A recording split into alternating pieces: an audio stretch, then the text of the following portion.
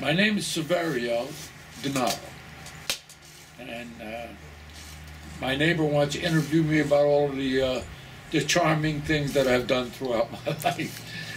And I was telling him about when I was a sawyer. So what is a sawyer? I never heard that term. That operates a saw. Oh.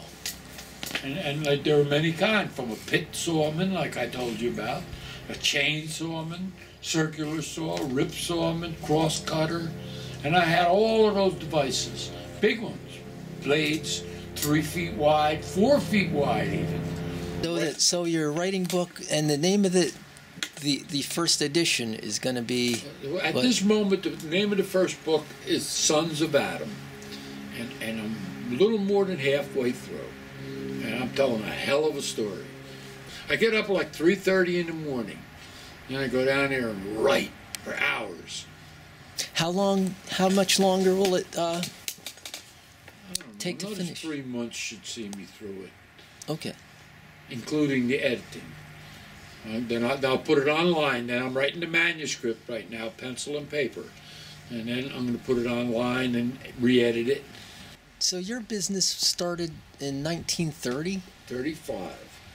That's when my grandfather bought the piece of property in New Brunswick. That street in New Brunswick. Right now there's a big bank there, at the point of Somerset and French Street. Okay. And that's where we operated our 2-acre site, with lumber yards, with sheds. And so at the time, the original intent was to take the houses apart and resell all the materials. And when I say all, I mean from the slates on the roof to the bricks in the foundation. Okay, so we saved everything. So that's like recycling today. We were the first. The term recycling wasn't even invented when we were recycling.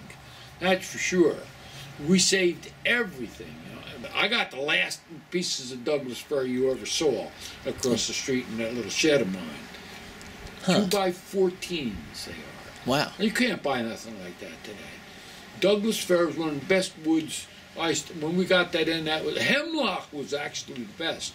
And that was the first wood in New Jersey that was cut down. There's hardly any hemlocks left anywhere, because they make great timber for masts, for ships, for general construction, and that's gone now. So now you got what they call hem fir. I don't even know what that is. But when Mohammed trained his first fleet of horses, he took them and put them in a big corral with a lake on the other side of the corral, and didn't give them anything to drink for 3 days. This is in Arabia? This is in Arabia. And when he opened the gate, all the horses rushed towards the lake, and they blew the war trumpet. And one of the horses stopped, even though he was thirsty. She was thirsty. And he ran to the sound of the trumpet. And from that mare, he established the breed of Arabian horses. And that's that Michigan. That Michigan is that horse. Probably if it snows, and I go over there and climb up on it, and probably put the battery charger on it, it'll start. And then run right along, plow the snow, just like it always does, like you see me do. Yeah. I plowed so much snow. Hey, nobody in the country plows much snow as me. I plowed snow, man. We used to plow and plow and plow. And what happened? I got outdated. They invented the Jeep. And everybody got a Jeep with a little snow plow on it. And me and my father, we used to take the pickup truck, which had no plow on it then. I put one on later. Okay. But we would sit in it, and one guy would get warm and go get coffee. The other guy would sit up on that Michigan and plow snow. Get a Sawyer, copy? true truck driver, true gardener. I'm a big gardener, I'll tell you that. This smoke you see coming out of here is from my garden. I grow that tobacco right across the street over there.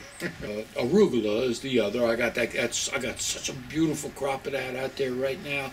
That's going to be a giant big salad for supper. My grandfather was a mushroom picker, and he showed me a little and got me started in it, but I read the books, and I can identify about 12 varieties. About 6 really good edible varieties I'm familiar with, and I can pick them at whenever I see them. I can recognize them and pick them. And I know about 3 psychedelic ones. And I try to, I pretty much avoid them. But I even find truffles. Here in New Jersey? In New Jersey. So you got another question? Then you're going to have to call an end to the interview.